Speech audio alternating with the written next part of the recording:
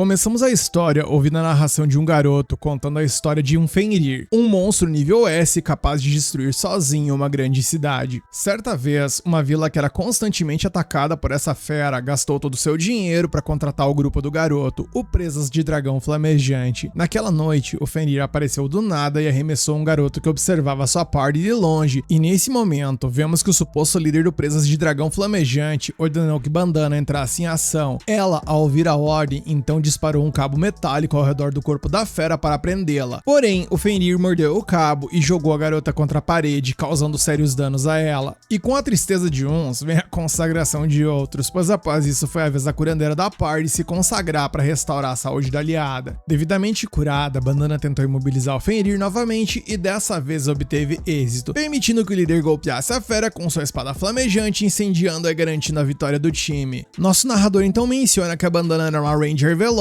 Marlefis era uma sacerdotisa e o Golnova, o líder, era o guerreiro flamejante. Após derrotarem o Fenrir, os Presas do Dragão Flamejante se tornaram os heróis locais. A pessoa que nos está narrando essa história é justamente o jovem que levou aquele ataque inicial, e ele menciona que a história dele é uma que não se ouve com frequência, mencionando que ele é um homem comum em um grupo cheio de heróis poderosos, responsável por realizar tarefas bobas em uma jornada para salvar o mundo. A cena muda e após a vitória, vemos que a galera foi forrar a pança, porém, após morder um pedaço de carne, Golnova mencionou que ela tinha um gosto ruim e a descartou, reclamando da péssima qualidade da comida da vila. Nosso prota, que se chama Kurt, então correu para limpar a bagunça do líder e então Golnova pediu a ele que cozinhasse algo bom para comer. Com um sorriso, nosso jovem garantiu que cuidaria disso, enquanto Bandana observou que deveria aproveitar, pois seria a última refeição feita por ele. O garoto, confuso, perguntou o que ele fez demais, enquanto o lixoso do Golnova mencionou que na real ele havia feito de menos, porque na real ele não servia pra nada. Marlefis mencionou então que, de acordo com as leis desse mundo, as parties devem ter pelo menos 4 membros, ou seja, se realmente quisessem ficar mais fortes, eles precisavam recrutar um mago de alto nível para elevar o grupo, enquanto a Bandana apontou que, embora Kurt carregasse suas bagagens, na real ele era um verdadeiro mala. E como último recurso, Kurt literalmente implorou ao seu líder por misericórdia para que permanecesse no time, mas Golnova meteu-lhe uma bicuda na costela e mandou ele calar a boca. E após isso a cena mudou e Kurt reflete que bem na realidade sua história era muito comum, a de um homem sem poderes que viajou com heróis fortes até ser dispensado e que agora não tinha pra onde ir. Vemos então que a cena mudou e após pegar uma carona com a carroça, Kurt chegou a uma cidade com apenas algumas moedas de seu último salário da sua antiga equipe e foi pra tal da trabalho ralo para procurar um emprego. Ao entrar, ele foi prontamente recebido por uma funcionária que mencionou ser da filial de Samaela, da estação de trabalho ralo. Como ele estava procurando emprego, ela explicou que ele precisava passar por uma entrevista e um teste de aptidão. E sentando-se para começar a entrevista, ela lhe pediu seu nome e idade, que ele respondeu que seu nome era Kurt Rockhans e ele tinha 15 anos. Ela perguntou de onde ele vinha e ele respondeu que da Vila Rast, nas montanhas Shin. Ao perguntar onde ele havia trabalhado, ele respondeu que realizava várias tarefas simples para o grupo de aventureiros Presas do Dragão Flamejante. A funcionária acreditava que, embora ele tivesse sido demitido, o fato de ter esse serviço em seu currículo era uma grande vantagem para ele, fazendo Kurt se sentir grato por Golnova e seus ex-companheiros terem dado essa oportunidade. Em seguida, nosso prota passou por um teste de aptidão e a funcionária explica a ele que as aptidões são talentos concedidos a ele por Deus, mencionando que talvez eles consigam descobrir nele alguns talentos ocultos. As aptidões variam do nível G ao SSS, mencionando que se, por exemplo, alguém com pouca aptidão com uma espada pode não ser capaz de cortar o aço, alguém com uma maior aptidão poderia realizar o mesmo trabalho com a mesma espada. Kurt esperava uma grande virada em sua vida com esse teste e eu sinceramente duvido disso. Eis então que os resultados saíram e descobrimos que, obviamente, deu o óbvio. Nosso prota não passava do nível G em todas as habilidades de combate, ou seja, deu ruim para ele, pois isso iria limitar muito suas chances de conseguir trabalhos. Porém, a mulher lembrou que haviam trabalhos comerciais e que ainda não haviam testado suas capacidades de forja ou alquimia, porque o técnico não estava presente nesse momento. Então Kurt teria que esperar cerca de uma semana para ver se era bom nisso. Nosso prota, no entanto, diz a ela que ele não tem dinheiro suficiente para ficar na cidade por todo esse tempo, então ela pensou em outro teste e pediu que ele levantasse um saco de areia que estava na sala. Ao tocar no saco, ele sentiu sua mana sendo drenada e ele conseguiu levantar o objeto, mas logo sentiu um peso absurdo e acabou se curvando, tentando de todas as formas se manter segurando. A avaliadora do teste então afirmou que se ele é tão forte assim, ele deve aguentar trabalhos de construção. Ela então menciona que uma cidade fronteiriça no mar graveado de Taikon Connie estava procurando pessoas para reparar seus muros e Kurt ficou feliz por ter encontrado um emprego. A cena mudou e mais tarde, ao se aproximar do encarregado da construção com a carta de apresentação, o homem olhou para o físico mirrado do nosso prota e duvidou das suas capacidades, mas como ele estava com falta de pessoal, teria que servir. E com isso ele passou as instruções para ele fazer cimento e reparar o muro. Kurt estava prestes a perguntar se deveria infundir o cimento com mana para fortalecê-lo, mas ele foi interrompido pelo encarregado, que voltaria em 3 horas para verificar a situação e esperava que o trabalhador tivesse usado pelo menos meio barril até então, com o pagamento dependendo do desempenho dele. Ao ver o seu chefe partir, Kurt refletiu que infundir mana era um procedimento tão comum que o homem provavelmente não achou necessário explicar. No entanto, nosso prota ficou surpreso que meio barril fosse considerado suficiente e de qualquer forma, ele prometeu dar o seu melhor nesse trabalho. Eis que 3 horas depois, o chefe voltou para verificar e ficou completamente pasmo com o que o garoto havia realizado. Kurt se desculpou por ter acabado com o cimento, mas esse aí não era o problema. Na real, o que rolou por ali é que Kurt, que já podemos prever que é um apelão desgraçado,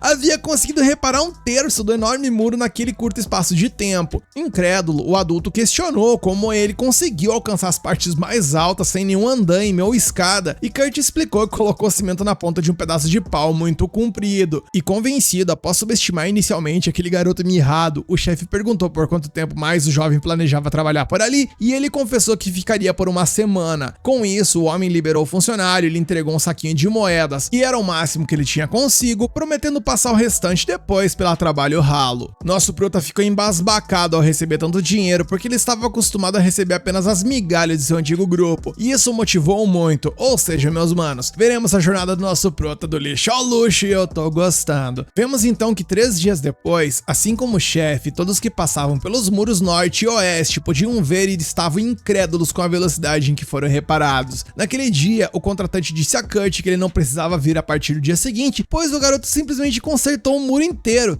deixando sem trabalho aqueles que dependiam disso para comer. Ainda assim, como um pequeno consolo, o homem observou que o desempenho dele era típico de um nível SS ou um SSS para esse tipo de trabalho. Após isso, ele deu mais uma parte do pagamento a ele e recomendou que procurasse outro emprego na capital. E o nosso prota, apesar de seu excelente desempenho, voltou para Halo se sentindo um fracassado, pois sentiu que foi bajulado levianamente e expulso novamente. Eis então que ele retornou a Halo e no meio de uma conversa com a atendente, ele viu uma garota batendo boca com uma funcionária por ali. A entrevistadora de Kurt foi resolver a disputa e soube que a cliente queria contratar um minerador, mas ela insistia em pagar com base em bons resultados, sem pagamento antecipado por uma montanha e sem garantias. E como era esse o caso, a funcionária sugeriu que a cliente recrutasse investidores para desenvolver a mina, mas ela argumentou que a montanha seria confiscada se não pagasse os impostos em uma semana. E se intrometendo na prosa sem ser chamado, nosso prota se ofereceu para o trabalho, já que sempre cavou nas minas de sua vila. A contratante não ficou satisfeita com o chassi de grilo do nosso prota, preferindo um anão robusto com a aparência durona e tal. A funcionária alertou que ela estava pedindo bem acima da VIP nesse caso, pois para ter isso teria que desembolsar 10 moedas de prata pelo anão, o que ela deixou claro que não estava disposta a fazer, então o acordo foi levar esse garoto. Por fim, após a cliente sair insatisfeita com seu novo funcionário, a atendente da Halo comentou com sua colega que Kurt era bonzinho demais e que com sua aparência ele poderia trabalhar em alojamentos de lazer, e vocês entendem o que a doidona tá insinuando, né? Nesse momento, a outra funcionária entregou à senhorita Kirschel um cartão com o restante do pagamento que o garoto deveria receber pelo reparo do muro. A mulher olhou para o valor de 200 moedas de ouro e pirou, tanto que perdeu o equilíbrio e caiu para trás após tropeçar nos sacos de areia que Kurt havia levantado. Na verdade, a colega comentou que aqueles não eram sacos de areia, mas sim sacos usados para medir a mana de uma pessoa. E eles ficam cada vez mais pesados quanto mais energia mágica a pessoa tem, embora geralmente não reajam a pessoas comuns, e que para ativar esses brinquedinhos aí, gente, é necessário ter a mana tipo de um mago da corte. Ouvindo isso, Kirschel pegou um saco e sentiu o peso, e embora ela não ache tão pesado, ela se lembrou de Kurt lutando muito para levantar aquilo, e começou a se perguntar quem é esse cara, e pelo visto ele é apelativo pra cacete, e prota apelão de bom coração é sempre bem-vindo aqui no canal do Mob. A cena então mudou e vemos que ele foi levado para trabalhar em uma área mais remota, onde havia apenas uma pequena barraca, na qual ele e a chefe deveriam dormir juntos, segundo ela. Kurt afirmou que não poderia dividir uma barraca com uma mulher tão bonita quanto a senhorita Yulisha, e essa declaração deixou a mulher completamente envergonhada, achando que o garoto estava zombando dela, mas Kurt garantiu que nunca havia visto alguém tão tão bonita quanto ela em seus extensos 15 anos de vida. Ou seja, galera, apelão e ousado, já concorre à prota da temporada esse cidadão. Yulisha, travadona de vergonha, não quis mais ouvir nada e mandou o garoto parar de falar. Pouco depois, ela mencionou que ela era aventureira desde os 10 anos de idade, então não havia como ela ser considerada bonita.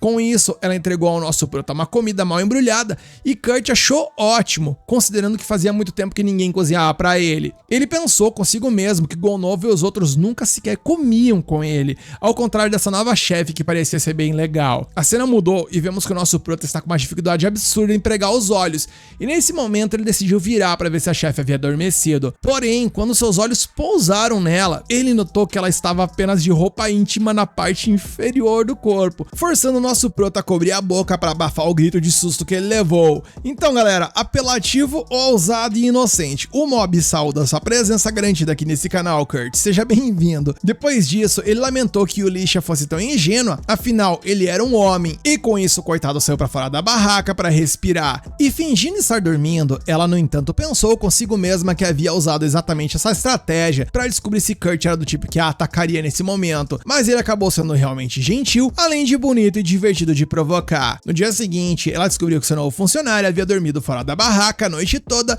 e notou que ela havia consertado o botão de seu casaco. E agradecida, Yulisha pensou que talvez ele estivesse no emprego errado, já que tinha até dom pra costura, mas como ele estava lá, anunciou que começaria a trabalhar em breve, pois precisaria ganhar 10 moedas de ouro naquela semana. Para isso, ela planejava começar a cavar em algum local próximo, mas Kurt apontou que não encontraria minério se apenas cavasse aleatoriamente e que seria melhor se ele desse uma olhada para ver se encontrava algo. Após ela concordar, nosso prota descobriu um cristal que sozinho valia cerca de 3 moedas de ouro. A cena evoluiu e algum tempo depois, Kurt examinou as rochas ao redor em tempo recorde e extraiu uma quantidade enorme de cristais. Impressionada, Yulisha perguntou se o próximo passo era vender esses itens, mas ele explicou que todos, exceto o primeiro, eram pequenos demais para valer muito e que o que seria realmente bom seria transformá-los em cristais mágicos. Yulisha pensou que havia menos de 10 artesãos mágicos no reino capazes desse serviço, mas em questão de segundos seu novo funcionário realizou o processo com uma facilidade monstruosa, algo que normalmente, segundo ela, levaria 1 hora para ser concluído. E com a noite se aproximando, Yulisha se despediu do garoto para vender os cristais mágicos e planejou voltar na manhã seguinte, enquanto Kurt decidiu ficar e fazer algumas coisas por lá. Ao chegar na cidade para vender os itens, Yulisha foi questionada no balcão sobre os documentos para a venda de cristais estrangeiros,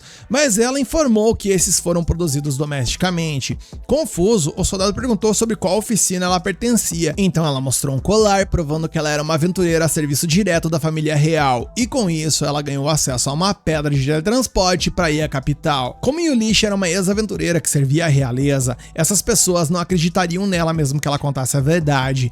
Em seguida, Yulisha visitou uma amiga e pediu que ela comprasse alguns dos seus cristais. A garota deu uma avaliada ali e percebeu que o brilho de uma das amostras não era muito forte, então provavelmente não valeria muito, talvez umas 10 moedas de prata. Yulisha esperava algo do tipo, devido ao pouco tempo que Kurt precisou para imbuir mana nos itens, mas de repente a compradora reavaliou os cristais e decidiu que estava disposta a pagar 10 moedas de ouro apenas por aquele cristal, pois ele continha 10 vezes mais mana que o normal e o brilho não era forte, porque o cristal havia sido tratado para evitar vazamento de mana. E como ela trouxe 50 cristais, a compradora colocou uma bolsa com 500 moedas de ouro no balcão sem hesitar, mas ela pediu 2 coisas à sua amiga. Primeiro, ela não deveria vender esses cristais mágicos em nenhum outro lugar além dessa loja, pois não seria interesse do reino ter cristais tão poderosos circulando regularmente no mercado. Segundo, pediu que Yulisha revelasse quem realizou o processo de imbuir mana nesses itens,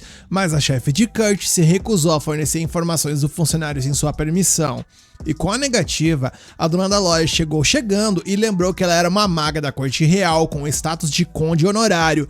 Ela não estava simplesmente pedindo, ela estava ordenando. No entanto, Yulisha argumentou que não servia mais à família real e não precisava obedecer às ordens dela. Então a amiga desistiu e apenas pediu como amiga de fato que garantisse que o responsável não fosse para outro país e que o informasse que ela estava oferecendo a ele a direção de um laboratório real de pesquisa em tecnologia mágica com o título de barão honorário ou até mesmo conde honorário. Rapaz, ele foi de 0 a 100 com muita velocidade. Ao sair da loja, Yulisha tentou assimilar como havia acabado de adquirir 500 moedas de ouro e como o nosso prota poderia se tornar um conde honorário. E sem conseguir tirar isso da cabeça, ela voltou a ralo para perguntar a Kirschel sobre Kurt. E da mesma forma, a atendente queria saber dela mais algumas informações sobre ele também. Inicialmente, ela tentou proteger a privacidade do cliente, mas quando Yulisha mostrou seu brasão, não teve jeito. E a garota revelou que Kurt era dos presas de dragão flamejante, mas havia sido demitido não apenas de lá, mas também do trabalho da construção, trabalhando por apenas 3 dias e seu pagamento foi de 200 moedas de ouro, pois ele simplesmente terminou de consertar os muros norte e oeste sozinho. E falando em dinheiro, a ex-aventureira pediu à funcionária que depositasse 499 moedas de ouro na conta de Kurt e ordenou que não divulgasse nenhuma informação sobre ele pra ninguém. A cena mudou e Yulisha voltou para onde nosso prota estava e descobriu que o doidão havia construído uma casa de madeira no local em menos de um dia. Ela, para tirar a limpo, perguntou a ele sobre o que ele achava disso, se ele achava normal, e ele respondeu que sim, explicando que as pessoas costumavam fazer isso em sua cidade natal, e ela mentalizou que de normal isso não tem absolutamente nada. Temos uma mudança de cena e vamos para a party dos imbecis, também conhecidos como presa de dragão flamejante, onde eles estão lutando contra uma criatura gigantesca. Golnova pede para ser curado após ter sofrido ferimentos na batalha, mas Marlefs não consegue fazer isso. Enquanto ele bloqueia os ataques da árvore maligna, ele pergunta se o novato não consegue usar magia de fogo, mas ele reclama que Golnova disse que ele próprio era capaz disso. E vendo o circo pegando fogo, Bandana então pensa que esse grupo foi de vala, demonstrando apreciação por esse fato. Cena muda e nosso prota, que não tem nada a ver com o problema dos outros, fica chocado ao saber que eles querem que ele seja o diretor do laboratório real de tecnologia mágica, o que significa que ele se tornaria um nobre. Yulisha explica que a pessoa que ela pediu para avaliar os cristais mágicos atua como um mago da corte real, e Kurt, ao ouvir isso, reconhece que é uma grande oferta, mas ele recusa, pois internamente ele reflete que não consegue se ver em um papel que o coloque acima dos outros, além de se sentir mal pelos presas de dragão flamejante, e externamente ele argumenta com sua amiga que seu principal papel é trabalhar com ela, e então pergunta se a venda dos cristais foi o suficiente para cobrir os impostos. Ela responde que os vendeu por um preço ótimo, mas já que não foi ela quem os criou, ela então pegou um pouco como uma comissão e depositou o restante na conta dele. Ele menciona que não era necessário, mas Yulisha insiste que era, pois se sentiria culpada em aceitar essa bolada de dinheiro. De qualquer forma, ela planeja continuar minerando e conta com o jovem para apoiá-la, e Kurt fica entusiasmado, principalmente porque ele encontrou o que parece ser um bom veio mineral. No entanto, Yulisha está preocupada com o fato dele não ter dormido nada, mas ele menciona que tá de boa com as 6 horas de sono que ele teve, algo que a surpreende, já que o doidão ali simplesmente construiu uma casa sozinho durante a noite. Ela então começa a contabilizar as horas ali, quanto tempo era necessário para cortar as árvores e construir a casa, enquanto o nosso prota pensa que ela está chateada porque ele dormiu demais, lembrando que costumava dormir apenas 4 horas por dia no seu antigo grupo, e tiltando de nervoso, ele promete compensar o sono excessivo, e Yulisha não entendeu foi nada. Após o papo deles, Kurt leva Yulisha a uma área que ele acredita ser boa para mineração. Yulisha confessa que não vê nada de especial e então explica que, considerando a topografia da montanha, deve haver minérios abaixo dela, mas Yulisha não deve cavar mais do que 50 metros, dizendo na sequência que iria para outro lugar. Ela pensou que eles iriam cavar juntos, mas ele explica que planeja cavar ao redor da área onde ele encontrou aquele cristal grande ontem. A cena evolui e mais algumas horas depois, a moça grita de felicidade ao encontrar um topázio extremamente valioso, avaliando que deve valer cerca de 3 moedas de ouro. Além disso, ela também poderia pedir a Kurt para transformar isso em um cristal mágico de graça, e isso faria com que ela atingisse sua meta. Com isso em mente, ela demonstra uma felicidade beirando a paixão ali, mas ela volta à realidade pensando que ela não pode ficar usando e abusando dele. A cena continua evoluindo e com um sorriso de orelha a orelha, ela vai até Kurt, imaginando que não se surpreenderia se o maluco tivesse construído um túnel de mineração inteiro, e ao ver, ela simplesmente se surpreendeu. Afinal, errada ela não tava, pois o nosso prota simplesmente construiu uma mina nesse meio tempo. Yulisha entra e nota um brilho intenso, então se pergunta se eles não precisam de lanternas por causa do musgo que brilha. De qualquer forma, ela fica em pânico ao perceber que o túnel é enorme de uma forma surreal e que era logicamente impossível para alguém ser humano conseguir fazer isso tão grandioso em tão pouco tempo. Nisso, nosso prota chega e lamenta que tudo que ele extraiu foram pedras inúteis junto com pequenos fragmentos do mineral que estava procurando. Yulisha dá uma olhada nas tais pedras inúteis, mas ela reconhece que na verdade elas parecem bastante bonitas, e Kurt concorda, mas como elas são abundantes, aquelas pedras de mitril não têm muito valor. E ao ouvir esse nome, Yulisha fica tiltada, afinal, Mithril não é apenas mais valioso do que ouro, mas é mais caro que platina também. E Kurt, por sua vez, menciona que esse material é tão comum na vila de onde ele veio, que as pessoas até jogam fora. Surpresa ao ouvir isso, Yulisha pergunta qual mineral ele estava procurando, e ele responde que é oricalco. Ela então se lembra que esse mineral lendário é conhecido como o metal dos deuses, e ela nem sabia que existia nessa montanha. E segurando uma amostra, nosso prota menciona que é possível extrair esse minério de qualquer lugar, você simplesmente precisa cavar por mais de 7 quilômetros. Nisso ela pergunta até meio com medo da resposta ali, perguntando se ele conseguiu cavar tanto em 8 horas, e então voltar à superfície após isso. E ele responde que sim, como se fosse um passeio no parque, e deixou claro que não só abriu o buraco, mas também fechou ele, porque era muito perigoso deixá-lo aberto. Dito isso, ela observa atentamente os arredores e nota que ele atravessou toda a montanha com seu túnel. E conforme a cena evolui, vemos que 2 dias depois, Kurt termina a mineração e retorna a Samaela com Yulisha, e o túnel que ele abriu era capaz de conectar essa cidade com a cidade do Sr. Tycone, e com isso, Yulisha permite que os membros da guilda dos mercadores utilizem essa rota em troca de uma taxa de manutenção, e a mulher dessa forma poderá cobrir os impostos com esse dinheiro. Em um determinado momento, enquanto caminhava pela rua, Kurt é abordado por Bandana, que lhe diz que não faz mais parte do Presa de Dragão após várias coisas acontecerem.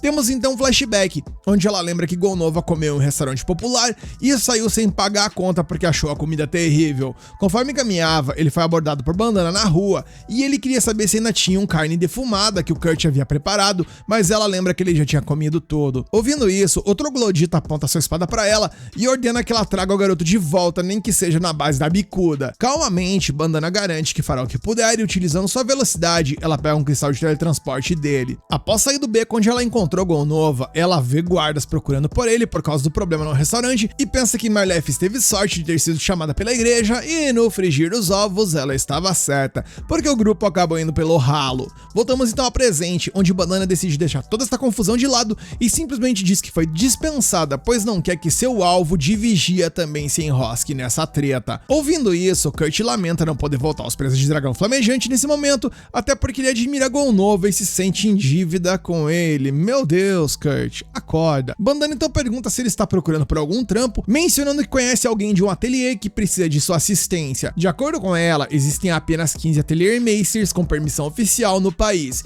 e uma dessas pessoas está em apuros, e seria útil se Kurt pudesse dar uma mão. Surpreso e encantado por ser útil, nosso prota concorda em ajudar, e a mulher lhe dá o endereço, fazendo com que ele vá até o local. Deixada sozinha, Bandana pensa que ser aprendiz do grande sábio não é uma tarefa fácil. A caminho da missão, Kurt se lembra de que as oficinas conhecidas como ateliês são instalações que produzem e vendem principalmente medicamentos, espadas mágicas, dispositivos mágicos e itens semelhantes. O chefe de um ateliê oficialmente sancionado é conhecido como Atelier Meister e é tratado como um visconde em termos de status, pensando também que não fazia ideia de que alguém desse calibre existia nessa cidade.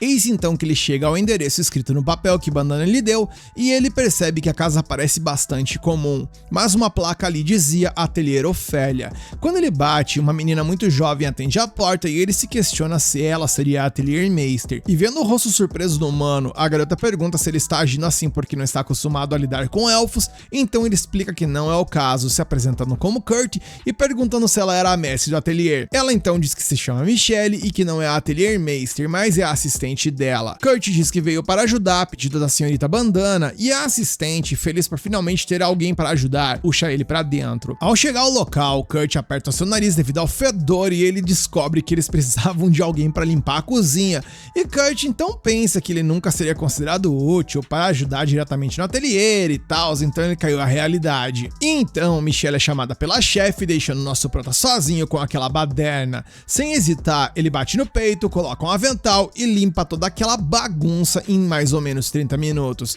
Sem saber o que fazer nesse momento, ele sai o caminho que Michelle havia tomado e vai atrás dela, até que bate em uma porta onde recebe permissão para entrar. Lá dentro está uma garota vestindo quase nada de roupa que fica confusa e pergunta quem ele é, e Kurt se apresenta surpreso, pedindo desculpas por entrar nessas circunstâncias. Ela não demonstra se importar muito, apenas informando que a Lady Ofélia foi para o porão.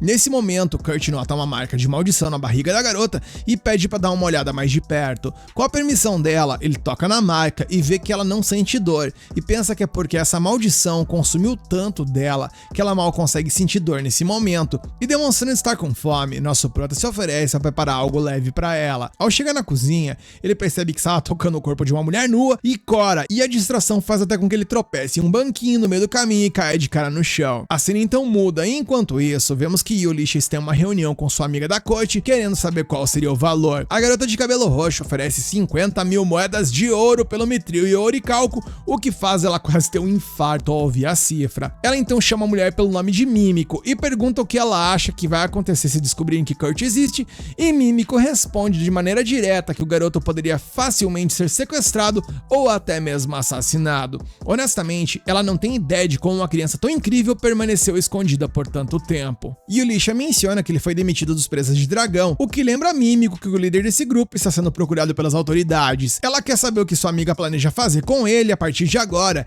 e Yulisha espera colocá-lo na posição de Atelier Meister, já que limitar suas ações seria melhor do que ele se destacar. Além disso, ela mesma queria ser contratada como guarda, mas ela não tem ideia de como fazer esse cara aceitar isso, já que o menino não tem noção nenhuma de suas reais capacidades. Mudamos então de cena e voltamos para Kurt, que estava de boaça preparando a refeição, até notar a chegada de Michelle junto com uma mulher alta, e ambas ficam impressionadas com a limpeza da cozinha. Ele então pergunta se ela é Lady Ofélia, o que ela confirma, e pede desculpas por usar a cozinha sem permissão para fazer um mingau, explicando que havia uma garota no quarto dos fundos que estava com fome. Surpresa por ele ter encontrado a garota, ela deixa claro que o menino não deve falar sobre ela pra ninguém, e Kurt promete ficar em silêncio. Dessa forma, Ofélia lhe paga uma quantidade generosa pelo serviço de hoje e pede que ele volte amanhã no mesmo horário. Quando Kurt sai, a mestra se arrepende de ter permitido que aquela garota tivesse contato com estranhos, já que ela deve fazer de tudo para impedir que a maldição piore. Então, Ofélia vai até o quarto da garota mencionada com a refeição e pede para ela não abrir as cortinas de maneira como estava fazendo naquele exato momento, porque alguém poderia vê-la e isso poderia dar ruim.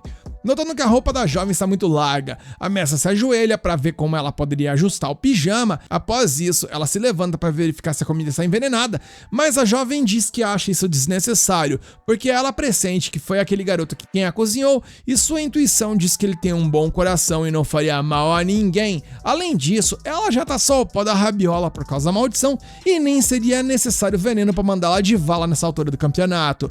Ela diz que não sabe quem lançou essa maldição sobre ela, mencionando que passou sua vida suspeitando de todos, mas hoje, pelo menos, ela gostaria de confiar em alguém. Dito isso, ela sente o delicioso aroma do mingau e imagina que o cozinheiro deve ter adicionado ervas. Com a primeira colherada, ela diz que está muito bom e que seu coração está até aquecendo. E vendo que está tudo bem, Ofélia se alivia e se dirige até a porta, até que a menina começa a se sentir sufocada e desaba no chão. E pensando que a comida estava de fato envenenada, Ofélia começa a se culpar por ser descuidada, enquanto nutre um tremendo ódio por Kurt. Ela então está saindo para buscar o antídoto, mas a menina simplesmente se levanta e alega ter sido curada, e de fato, vemos que a marca da maldição havia desaparecido completamente, o que deixa Ofélia extremamente confusa, e o nosso prota surpreende novamente em surpreender mais uma vez. A cena então mudou e vemos que um homem lamenta para seu chefe o fato de sua maldição ter sido quebrada e ele promete refazê-la. No entanto, seu superior lhe diz que eles não vão esperar por isso e que já decidiram recorrer a outros meios, afinal, Lady Lizelot precisa de vala a todo custo. Mudamos então de cena mais uma vez e vemos que Ofélia visita Mímico dada a grave situação e nota a presença de Yulisha, a ex-aventureira da família real.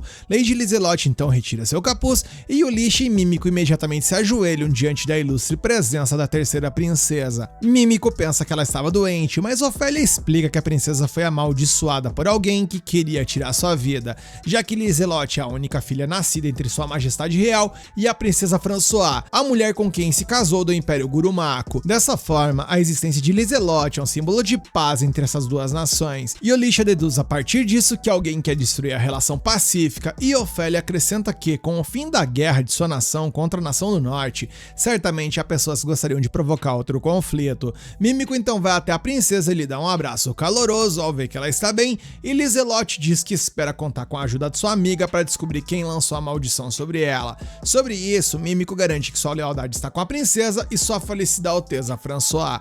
Dito isso, ela fica surpresa ao saber que Liselotte quebrou uma maldição tão poderosa e a monarca compartilha alegremente que tudo foi graças a um homem chamado Kurt, o que deixa Mímico e Ulisha obviamente em polvorosa, afinal o cidadão não para de surpreender. Como a revelação pegou todo mundo de surpresa, Ofélia precisou explicar para elas que a princesa havia comido um mingau feito por Kurt e dessa forma quebrando a poderosa maldição que a afligia. Quanto ao culpado que planejou tirar a vida da Lady Liselotte, considerando que se trata de alguém habilidoso em maldições com conexões capazes de adulterar as proteções contra maldições do próprio palácio, Mímico tem 3 suspeitos principalmente: Sanova, o primeiro general das forças expedicionárias reais, Tristan, um bispo da igreja Polã, e Isadora Arquimama, a terceira rainha de sua majestade real. Ofélia acredita que Tristan poderia ter utilizado seus seguidores para adulterar as proteções do quarto de Liselotte, enquanto a princesa acrescenta que sua madrasta, no caso a Isadora, pode se mover livremente pelo palácio real e poderia muito bem ter mexido neles. Porém, ela se pergunta como Sanova poderia fazer o mesmo, e então Ulisha explica que esse general tem conexões com a Guilda dos Ladrões, que obviamente tem seus meios de entrar em locais onde não deveria e influência suficiente para subornar pessoas dentro do Palácio Real. Como é difícil identificar o culpado nesse momento, Ofélia sugere armar uma armadilha para o inimigo, explicando que Liselotte completou recentemente 15 anos e se tornou uma adulta, e a tradição diz que ela deverá deixar o palácio para treinar durante 1 ano. Com isso em mente, o plano é criar um ateliê inexistente, administrado por um ateliê Meister fictício, onde Liselotte treinará e dessa forma, certamente o culpado vai começar a coletar informações sobre o suposto mestre desse lugar. Mímico deduz que se for alguém que realmente existisse, os ladrões coletariam informações rapidamente, mas como ele realmente não existe, não há nada para coletar e essa isca confundirá o culpado e lhes dará tempo para investigar a situação mais a fundo. No entanto, Ofélia diz que eles precisam preparar algumas credenciais para essa pessoa que será o falso mestre atelier, mas Ulisha tem exatamente o que eles precisam: um cristal mágico. Ofélia pega aquele item e se assusta com sua qualidade, enquanto a dona da mina revela que foi o Kurt quem o fez, deixando tanto a mestra quanto a princesa de queixo no chão. A cena então muda e mais tarde, Kurt chega à porta da oficina de Ofélia e vê uma placa que está temporariamente fechada devido a alguma emergência não especificada. E no mesmo momento, Michelle chegou, então ele aproveita a oportunidade para perguntar o que rolou. Ela explica que depois que o Kurt saiu ontem, sua mestra repentinamente foi para algum lugar e ela lamenta que não haja como o garoto ajudar na oficina nesse momento. Por causa disso, o prota se afasta desanimado. Nisso, seu estômago ronca e ele acha que como o saco vazio não para em pé, ele pensa que é melhor ir bater o rango, indo até um restaurante para matar o que estava ali matando. E ao chegar lá, ele vê um grupo discutindo algo em uma das mesas. A mulher do trio questiona o que eles farão, pois precisam entregar algo hoje, enquanto o homem de cabelos loiros responde que não sabe, pois o médico disse que a tal pessoa precisa descansar por uma semana e que sem seu carregador eles terão que recusar esse pedido.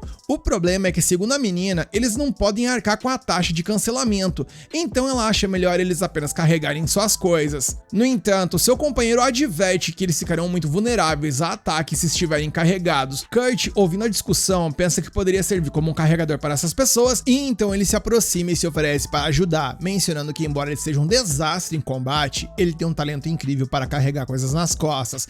A garota descarta a ideia de uma criança como aquela conseguir realizar a tarefa, mas seu colega dá um tabefe na moleira dela e a lembra que ela provavelmente deve ter a mesma idade desse garoto. O homem se desculpa pelo comportamento de sua irmã, mas admite que esse trabalho não é para qualquer um, pois eles estão se preparando para caçar golems de ferro que pesam mais de 200 quilos, portanto será preciso alguém com habilidades especiais para carregar os itens necessários. Kurt então garante a eles que 200 quilos não são nada para ele, propondo a eles então um desafio. Se ele conseguir levantar os 2 homens da equipe, isso provará que ele é a pessoa certa para o trabalho. E sem esperar que nenhum deles concorde, Kurt apenas levanta um dos homens sobre o ombro como se fosse um brinquedo, deixando o resto das pessoas perplexas. Não o suficiente, ele pega o loiro, que segundo ele, com sua armadura, pesa mais de 150 quilos, e imediatamente ele os levanta, fazendo a clientela do restaurante aplaudir o espetáculo. E bem, com isso feito, tá contratado o menino Kurt e a equipe partiu para a missão. O cara de armadura se apresenta como Kans, um guerreiro pesado e que, embora ele empunhe uma espada, ela é praticamente ornamental, pois seus próprios punhos machucam mais que qualquer lâmina. O outro homem se apresenta como Danzo, o samurai que lidera esse grupo. Kurt pergunta o que é um samurai e Danzo explica que é uma variante oriental de um espadachim. Por último, a garota se apresenta como Sina, uma patrulheira. Kans estende a mão para o novo companheiro de equipe e informa que a equipe se chama Sakura. Ele explica que eles têm outro carregador chamado Bibinoki, mas ele levará uma semana para se recuperar de um resfriado e Kurt se curva e agradece por contratarem alguém comum como ele, e eu urrei com esse comum, pois esse cidadão é qualquer coisa, gente, menos comum. E a reação das pessoas por ali obviamente é semelhante à minha, porque eles já perceberam que esse cara aí é qualquer coisa além do comum, mas a reação de risos confunde o nosso prota. Kans dá uma bagunçada de leve no cabelo dele e diz que conta com ele, e Kurt só pensa que deve tentar não estragar tudo com esses caras legais. Mas já na sequência, antes mesmo de chegar na caverna onde a missão deve ser realizada, Kurt pisa em um slime no meio do caminho e fica com o pé preso. Sina diz pra ele que é só um simples slime, que ele só precisa esmagar o núcleo da criatura. Só que ele é tão incompetente que ao tentar bater o slime, ele acaba enfiando a faca na própria perna, gente. Meu Deus. Sina então resolve a situação com apenas um golpe e reconhece que seu colega avisou que ele era ruim em luta, mas ela precisa dar os parabéns pra ele porque ele era ruim demais. Ainda assim, Kans e Danzo garantem a ele que não há nada com o que se preocupar, pois são eles que precisam lutar. E Kurt fica chocado porque seus companheiros não ficaram bravos com ele por falhar, já que isso era muito comum no seu antigo grupo, onde ele levava bicuda a cada falha. E o que ele tá sentindo agora deve ser tipo um trauma de um relacionamento tóxico, algo que o fez até se emocionar por ver que as coisas podem ser de outro jeito. Finalmente, o quarteto entra na caverna e a patrulheira prepara um musgo brilhante para espalhar e iluminar o caminho.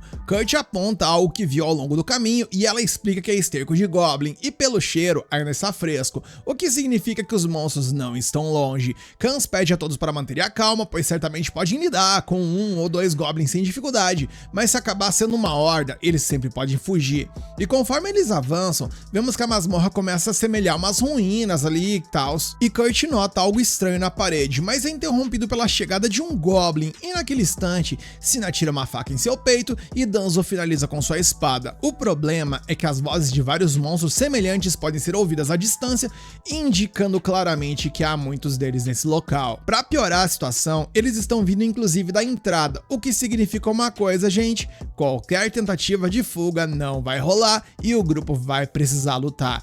Sina sabe que eles não têm chance, mas Kurt volta para a parede onde suspeitou de algo e acaba encontrando uma passagem secreta. No entanto, ao ouvir a sugestão de seguir Kurt pela passagem, apenas Sina entra e fecha a passagem atrás dela. Do outro lado da porta, Kans diz que é impossível escapar de tantos goblins enquanto procura por uma saída, então os dois devem seguir em frente.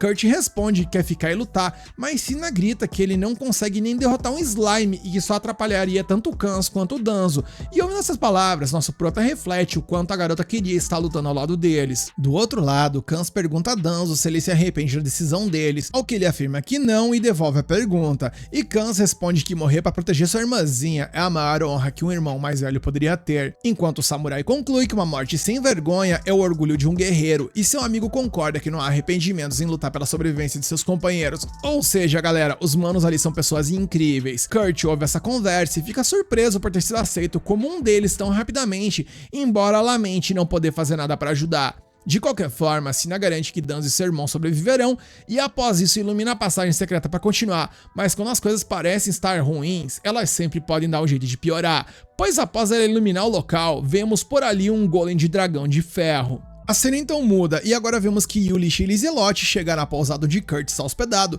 e Yulisha pede à garota que não conte ao garoto que ela é a princesa. Ela concorda e sugere que seria melhor ser chamada de Liz para evitar formalidades, e a mais velha concorda em ser chamada de Yuli. Animada para ver o garoto que tanto a encantou, a princesa entra correndo em seu quarto, mas seu sorriso desaparece ao notar que ele não está em casa. E por alguma razão, Bandana estava do lado de fora da porta e revela que o garoto está em uma caverna leste e nordeste com o grupo Sakura. E Yulisha corre para ver quem estava ali, porém a Bandana já tinha tomado um chá de sumiço. Ela teme que isso possa ser uma armadilha, mas se Kurt estiver realmente nessa caverna, e como o treinamento de combate foi concluído recentemente naquela região, há riscos de muitos goblins sobreviventes serem fugidos para lá. Por essa razão, Yulisha decide procurar seu companheiro, enquanto Lizelotte deve ficar na cidade. No entanto, a princesa insiste em ir junto, afinal, não é sábio se afastar da pessoa que você está protegendo, e que além disso, ela aprendeu a usar magia como membro da família real e pode se defender sozinha. sozinha. Com isso em mente, a protetora concorda, mas pede que ela não se afaste em nenhum momento. A cena então muda e algum tempo depois, as duas chegam ao local onde o Kurt supostamente está.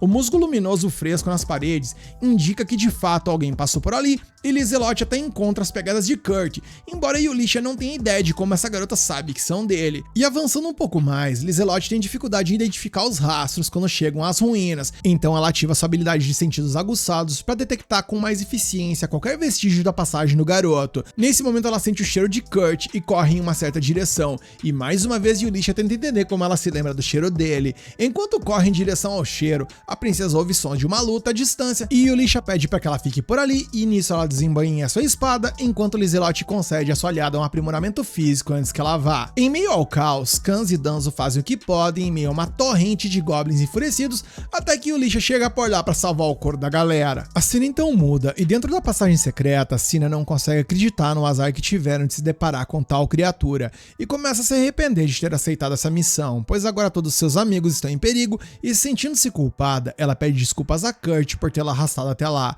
Afinal, não há como eles se livrarem de tal ameaça, pois como esses golems de dragão de ferro podem proteger as passagens, eles serão atacados assim que tentarem atravessar. Por sua vez, Kurt consola a garota e se levanta para cuidar dos golems, o que deixa a garota aterrorizada, que não entende o que ele está tentando fazer. Kurt então se aproxima dos golems, ele desvia então de um golpe e arranca a sua cauda como se fosse um boneco. Nisso ele faz o mesmo com a cabeça do monstro, desmontando peça por peça, enfiando sua adaga em aberturas específicas naquela armadura, deixando Sina simplesmente boquiaberta. Depois que ele fez isso com todos os inimigos, Sina queria saber o que está acontecendo nesse lugar, então Kurt explica que ele está acostumado a minerar golems de ferro. Nesse momento, Yulisha alcança os dois membros que entraram na passagem secreta e a patrulheira relata, totalmente incrédula e aterrorizada, que o nosso mano Kurt desmontou cada golem como se tivesse brincado de Lego e até chamou isso de mineração. Vendo que sua parceira retornou, Kurt pede a ela que ajude Kans e Danzo, mas ela informa que os dois já estão a salvo. Nisso ela pensa consigo mesma que ouviu algumas lendas sobre um homem com aptidão de nível G em combate, que por acaso tinha aptidão nível S em colheita, e segundo essa lenda, esse homem usou uma foice para derrotar um dragão espinhento, e Yulisha começa a associar essa história com o caso de Kurt. Cortando a filosofia da moça, Lizelot chega logo depois e seus olhos brilham com o talento inigualável do mestre Kurt. Depois que toda a equipe se reagrupou, Kans mencionou que foi o outro membro do grupo que lhes trouxe esse trampo, mas não falou nada sobre a possibilidade da debandada dos goblins, algo que Yulisha nominou como fatalidade. De qualquer forma, ele e Danzo agradecem a Yulisha por sua ajuda. Por sua vez, Yulisha diz a Kurt que um novo ateliê será criado em breve, onde ela servirá como a aventureira-chefe direta e que ele deveria considerar se juntar a ela. Kurt, no entanto, argumentou que já está trabalhando com os Sakuras, mas Kans enfatizou que o garoto não podia perder tal oportunidade. E nesse momento, Yulisha mencionou que precisava de mão de obra para o novo ateliê e convidou os aventureiros a se juntarem ao projeto. E com esse convite, os dois homens comemoraram, mas Sina permaneceu em silêncio em seu canto. E como ele iria para o ateliê, Yulisha pediu a Kurt para ele fazer um teste de aptidão quando retornassem. E com a missão resolvida, todos voltaram para a cidade e Kurt foi para a estação de trabalho Halo, onde ele foi recebido por Mímico. Ela se apresentou como uma maga da corte real e era responsável por administrar o teste de aptidão de Kurt, dizendo que já tinha visto seu cristal mágico antes, mas precisava conhecer o criador daquela obra pessoalmente. A cena então mudou e naquela noite, o grupo Sakura estava comemorando a sua missão bem sucedida e o convite para o ateliê, mas vemos que Sina permaneceu abatida ali por alguma razão. Voltamos então para Mímico e ela informou a Yulisha que disse ao Kurt que ele tinha as seguintes aptidões: nível B para limpeza, culinária e mineração e nível C para todo o resto. Yulisha então perguntou quais eram os resultados reais e a maga explicou que a estação de trabalho só podia medir talentos dos níveis G ao SS, o que significava que qualquer coisa além de sua capacidade de medição era classificada como SSS, e esse era o caso do nosso prota. Ela inclusive mencionou que mediu suas aptidões e todas elas eram nível SSS e que até mesmo seu poder mágico latente era muito maior do que o dela. Yulisha tinha suas suspeitas, mas essa era a prova de que ele era a pessoa certa para ser o mestre secreto do ateliê, enquanto Mímico enfatizou que eles tiveram muita sorte de que ela conduziu o teste, porque se outra pessoa o tivesse feito, a informação poderia ter vazado. E com isso, a recepcionista Kirschel apareceu no lugar errado e na hora errada e acabou ouvindo tudo. ouvido, mesmo não querendo ouvir, enquanto Mimiko e Yulisha simplesmente deixaram claro pra ela com todas as letras, mencionando que se essa informação vazar vai dar ruim pra quem o fizer. Algum tempo depois, enquanto eles viajam, Kurt se maravilha com a velocidade da carruagem que viajava. Yulisha diz que o veículo havia sido providenciado sob a autoridade especial de um ateliê Meister, e Lizelot acrescentou que afinal não havia pedra de teletransporte na cidade fronteiriça para onde eles se dirigiam. Sobre a cidade, ela recordou que ela era uma base militar na fronteira das Terras Demoníacas, e embora um novo comandante ainda não tenha sido nomeado, era uma cidade muito importante que recebia auxílio da Aliança. Danzo acrescentou com orgulho que eles serão os aventureiros pessoais de um ateliê recém-construído em uma cidade tão significativa. Com isso dito, Kans perguntou o que fariam sobre Bibinoki, e o samurai pediu para deixar esse assunto com ele. Mudando de assunto, ele quis saber como era esse mestre ateliê, e vendo a dificuldade de Yulisha em explicar, Sina concluiu que aquelas pessoas não haviam contratado o grupo por suas habilidades, mas para mantê-los de bico calado, porém, se necessário, ela fará de tudo para proteger seu irmão e Danzo. Algumas horas depois, a carruagem chegou ao muro que Kurt havia ajudado a reconstruir dias atrás, o que o deixou desanimado. Lizelot perguntou o motivo, e ele explicou que havia trabalhado na reparação no muro, mas foi demitido 3 dias depois. Curiosamente, parecia que pouco progresso havia sido feito depois que o garoto deixou o local, e Yulisha supôs que talvez estivessem consertando de uma maneira diferente. Sem demora, a mulher conduziu seus companheiros a um local que serviria de base para o ateliê. O grupo contestou que parecia mais um terreno baldio, então ela explicou que esperariam na estalagem até que tudo estivesse pronto. Com isso dito, ela questionou se Kurt conseguiria construir o ateliê sozinho, uma pergunta que deixou o grupo Sakura perplexo. Kurt explicou que daria conta se fosse uma cabana de madeira, mas construir um ateliê em um dia parecia loucura, e Kans, Danzo e Sina concordaram que era a coisa mais insana que eles já tinham ouvido. Então Kurt acrescentou que precisaria de mais 2 dias para concluir o trabalho, o que novamente deixou Sakura sem palavras. Yulisha explicou que o jovem poderia levar o tempo que precisasse e que teria os materiais necessários para o trabalho, e diante disso, Kurt fez uma lista de tudo o que ele precisava e entregou a ela, com itens como ametista, safira e penas de grifo. Depois de notar que Sina parecia desconfiada de algo, Yulisha chamou todos para irem à estalagem para não perturbar o nosso protagonista, lembrando Kurt de que ele deveria retornar à estalagem sempre que precisasse comer e descansar. Uma vez lá, Yulisha pediu a todos que se sentassem para que ela pudesse dizer algo importante, e Sina perguntou se ela iria falar sobre o que aconteceu na caverna. Afinal, aqueles golems de dragão de ferro foram derrotados apenas por Kurt. Ele disse que estava acostumado a minerar golems de ferro e destruiu aqueles monstros com apenas uma adaga. Pensando nisso, Sina exigiu que Yulisha lhe dissesse quem era aquele sujeito e quem Lizelot também realmente era. Primeiramente, Yulisha se apresentou como uma aventureira que costumava servir a família real, e após isso a outra garota se identificou como Lizelot, e mostrando o brasão de sua adaga, ela revelou ser a terceira princesa desse reino, mas estava ocultando sua identidade por certos motivos no momento. Portanto, Sina perguntou se Kurt também era da realeza, e Yulisha explicou que nem da realeza, tampouco da nobreza, e que pra falar a real, ela não tinha nem ideia de quem aquele doido realmente era. O que se sabia era que suas habilidades de combate eram todas de rank G, enquanto as não relacionadas à luta eram todas de rank SSS, como transporte e mineração, por exemplo. No entanto, ela menciona que nem mesmo o cidadão sabia disso, e eles certificaram de esconder, fazendo pensar que ele era rank C ou B no máximo. A grande questão era que Kurt seria o novo mestre atelier por ali, mas isso também precisava permanecer em segredo. Sina se revoltou e questionou por que estavam enganando o garoto dessa forma, e Yulisha explicou que mesmo que contasse a verdade a Kurt, certamente ele não acreditaria. Mas o mais importante, não havia como saber se alguém planejava explorar as habilidades de Kurt se tornasse essa informação pública. Com isso, Sina bateu na mesa e explicou que os que estavam explorando o jovem eram eles mesmos. Então Kans abraçou sua irmã para acalmá-la um pouco. Danzo deu sinal para que Yulisha continuasse a história, então Lizelot explicou que Kurt havia quebrado a maldição lançada sobre ela com um simples mingau caseiro. Yulisha acrescentou que alguém estava atrás da princesa, então eles escolheram aquela cidade fronteiriça para a construção do ateliê, permitindo que identificasse o inimigo por trás da perseguição. Ainda assim, Sina reclamou que Kurt não sabia de nada disso, e Lizelot compartilhou que o garoto não tinha nem ideia de quem ela era, mas assim que soube que Lizelot estava sob aquela maldição, ele a salvou sem pedir nada em troca. Segundo Yulisha, o jovem é puro demais e sempre colocava os outros em primeiro lugar, e por ele ser um cara gente finíssima, ela jura que quer proteger ele com tudo que tiver à disposição. Enquanto Lizelot diz que pede a eles não como princesa,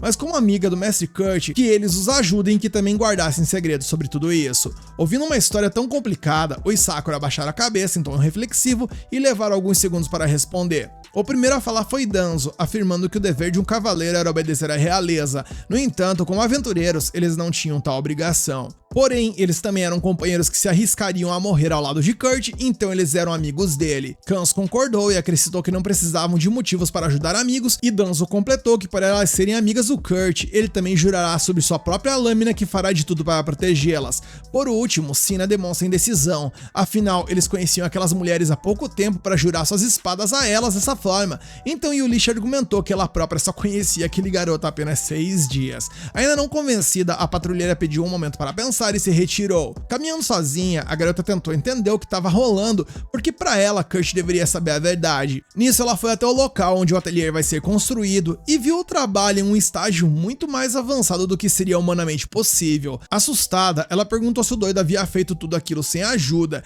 e ele explicou que conseguia fazer, afinal, ele era rank B em mineração, e sabendo que nenhum rank B seria capaz de fazer aquilo, Sina deixou pra lá e comentou que ele era realmente incrível, o que ele não entendeu, já que em sua cidade natal era comum construir dezenas de casas todos os dias, então ele ainda se sentia meio lerdão pra falar a verdade. Sina perguntou então ao garoto se ele não se importa de ser sobrecarregado com todo aquele trabalho, e ele responde que não se sente sobrecarregado, e que pra falar a verdade, ele tá feliz em trabalhar e ser útil pra alguém, considerando que ele era chamado de inútil por seus ex-companheiros de equipe todo santo dia até que o expulsaram do time. Ouvindo isso, Sina se lembra que Yulish tinha mencionado que Kurt era um garoto de coração puro, e ela começa a entender melhor sua perspectiva, e com isso a aventureira declara firmemente que ela e Kurt são oficialmente amigos a partir de agora. A cena então muda e Danzo está sentado em um banco de parque quando uma carruagem para em frente a ele. Sentado atrás dele e trabalhando como informante, Bandana afirma ter descoberto a maioria dos detalhes, e eu até agora não entendi se essa guria é gente boa ou é gente podre. Ela explica que Bibinoki, também conhecido como Homem das Mil Faces, aceita missões de vilões antes de se filtrar em grupos de aventureiros, ou seja, ele é um canalha que arruinou muitos grupos e que ele aceitou essa última missão para mandar o Sakura de arrasta, já que um grupo rival está ressentido por Sakura ter aceitado um trabalho que eles queriam, e eu tinha certeza que esse desgraçado tinha as mãos sujas. Ela explicou que Bibinoki foi enviado por causa disso, e os detalhes da situação estão no papel que Bandana entregou ao samurai. Naquela noite, em uma taverna na cidade de Samaela, um homem está assediando uma garçonete de maneira degradante, e depois de não conseguir nada, resmunga para si mesmo que não havia contado com a sobrevivência dos canalhas de Sakura, e olhem só a lata do infeliz, podre por dentro e por fora. Ele também ouviu dizer que eles estavam empregados em uma oficina ligada à terceira princesa, e com isso, se ele pudesse esmagar aqueles ratos, lucraria imensamente. Sentado atrás dele, Danzo comenta que parece um plano muito lucrativo, e o homem começa a rir concordando, já que não faltariam clientes dispostos a manchar as conquistas da pequena princesa. Quando o homem termina suas palhaçadas, ele finalmente percebe que estava falando com ninguém menos que o Danzo, que pergunta se Bibinoki não estava bebendo um pouco demais para comemorar sua recuperação. E diante da situação, o cidadão sai correndo da taverna, indignado que o samurai descobriu seu plano. De repente, ele tropeça em um fio que foi colocado em seu caminho, e então o aventureiro aparece com sua espada, reconhecendo que seu ex-companheiro sempre foi astuto, então era impossível que ele não soubesse sobre uma colônia de goblins. Bibinoki jura que não sabia de nada e implora com o argumento de que os dois foram companheiros de equipe para ele ser poupado e tal, mas Danzo desembainha sua espada e aponta para o pescoço dele, e o nojeiro ali levou um banho de suor pela própria vida. Danzo deixa claro que o ex-membro do Sakura não deve se aproximar daqueles que são considerados verdadeiros amigos do samurai, caso contrário será cortado em meio sem cerimônia. E observando a conversa, a Banana reflete que desejava que Danzo tivesse acabado com esse alvo que poderia se tornar uma ameaça novamente no futuro. De repente, dois homens encapuzados aparecem e levam o Bibinoki embora, e Banana observa que eles parecem ser membros do Phantom, a unidade de inteligência de Mímico, a terceira maga da corte. Naquele momento, ela recebe uma carta via um corvo falando sobre Marlefes, e Bandana sente pena deles, mas como seu mestre deixou claro que ela deveria ignorar aquela mulher, ela decide seguir para a cidade natal de Kurt. Na cena seguinte, em algum lugar misterioso vemos Marlefes, debruçada em um enorme círculo mágico, aparentemente fraca demais para se levantar. A cena muda e 3 dias depois, Kans e Danzo contemplam uma paisagem maravilhosa e ficam embasbacados, se perguntando se o que eles estão vendo é realidade ou fantasia, considerando que apenas há 3 dias atrás, aquilo ali era um terreno baldio e que agora parecia que estava em outra dimensão. Perto dali, Cina nota uma árvore de papamomo no jardim, então eles deveriam ter frutas deliciosas apenas na próxima primavera, mas por alguma razão, a árvore já tá dando frutos agora. Enquanto isso, Lizelotte corre pelo quintal, anunciando que esse será o ninho de amor entre ela e o Mestre Kurt, e Yulisha a corrige, dizendo que aquilo ali é um ateliê. Logo depois, vendo que seus amigos entraram no ateliê, Kurt lamenta não ter tido tempo para preparar uma recepção adequada, mas Yulisha garante que eles já tiveram mais que o cérebro deles pudesse processar. No entanto, ela gostaria de dar uma olhada dentro da estrutura, então o Prota primeiro mostra a entrada e após isso os 2 andares subterrâneos. Além disso, ele mostra que toda a água da mansão é criada por ali. Com a mente fervilhando, Yulisha pergunta que diabos é aquele dispositivo parecido com um tanque, e o garoto lhe diz que transformou as safiras que ela adquiriu em cristais mágicos, usando-os para criar um motor gerador de água, e que ele também fez cristais mágicos de quartzo para iluminação, onde o poder mágico é armazenado na ametista e deve permanecer aceso por um ano inteiro, mesmo que você deixe a energia ligada o tempo todo. E olha a cara da galera do Sakura por ali totalmente atordoada com o potencial do rapaz. Em seguida, ele mostra os quartos onde todos dormirão, onde os travesseiros e cobertores são feitos de penas de grifo que ele pediu e tals, e Lizelotte comemora ao sentir o cheiro do Mestre Kurt em um deles, embora Yulisha tente explicar que aquilo ali era cheiro de grifo. Depois disso, Kurt mostra o quarto do Mestre Atelier e aproveita a oportunidade para perguntar quando ele chegará. Yulisha inventa uma história de que o Mestre está muito ocupado e sua chegada foi adiada, então ela pergunta onde vai ficar o quarto dele, e ele responde que como ele é responsável por tarefas banais, pensou em dormir na pequena área de descanso ao lado da cozinha. E meu, esse cara me quebra às vezes com sua pureza, chega a dar até uma dor no coração. Vendo que o garoto parece disposto a dormir uma lata de sardinha porque se considera um inútil, todos tentam convencê-lo a dormir no quarto que ele construiu para o Mestre Atelier, até que o verdadeiro dono chegue. Após 2 horas de diálogo intenso, o grupo se sente exaurido, mas eles finalmente convenceram ele a ficar por ali por enquanto, e feito isso, Yulisha pergunta se ele pode colocar uma barreira anti-maldição ao redor dessa mansão. No entanto, como o garoto confessa que isso é um pouco difícil, a mulher usa os talismãs anti-maldição que Mimiko lhe deu. Agora, para o quarto de Lizelotte, que é o mais importante, ela pensa em alguma proteção especial. De repente, Lizelotte sai correndo de seu quarto e assusta a pobre mulher, pensando que era Kurt ali e ela ia o convidar para dormir com ela e tal. E a Yulisha, irritada, pergunta onde essa garota aprendeu tais coisas, enquanto Lizelotte pergunta de volta se sua amiga está com ciúmes por acaso, e perdendo totalmente a compostura, ela apenas finge que não, embora seja óbvio. No entanto, ela se lembra que Kurt é puro inocente, então Lizelotte deveria abordar o rapaz com gentileza. A cena muda e falando nele, vemos que ele está de boaça ali preparando uma refeição para todo mundo na manhã seguinte, quando Lizelotte entra vestindo uma roupa de garçonete provocativa para ajudar no que for preciso. Yulisha surge por ali e intervém para questionar qual parte de pegar leve a princesa não entendeu, especialmente usando uma roupa tão indecente, e eu me divirto demais com a comédia desse anime. Sobre isso, Kurt admite que também achou um pouco estranho, mas a própria Lizelotte havia afirmado que essa vestimenta era comum na sua casa. Além disso, Cina abre a porta da cozinha depois de sentir um cheiro de pão fresco assado, apenas pra ver a Lizelotte naquela roupa peculiar e franzir a testa, e eu caí na gargalhada mais uma vez. Kurt confirma que há pão assando no forno e que isso será algo normal nessa casa. A propósito, quando o garoto pergunta se as mulheres preferem chá ou café, os olhos de Yulisha se iluminam e ela conclui que esse homem é a dona de casa perfeita, portanto agora ela o deseja intensamente como seu pai. Na hora da refeição, Kanza é o primeiro a elogiar a comida com grande entusiasmo, enquanto Cina demonstra ter apreciado demais e Danzo menciona que consegue sentir a comida energizando todo o seu corpo. Yulisha pergunta onde está Kurt e Lizelotte explica que ele saiu fazer faxina carregando um pano, porque segundo ele, alguém havia rabiscado toda a mansão, sabendo que Lizelotte provavelmente se referia à proteção contra maldições.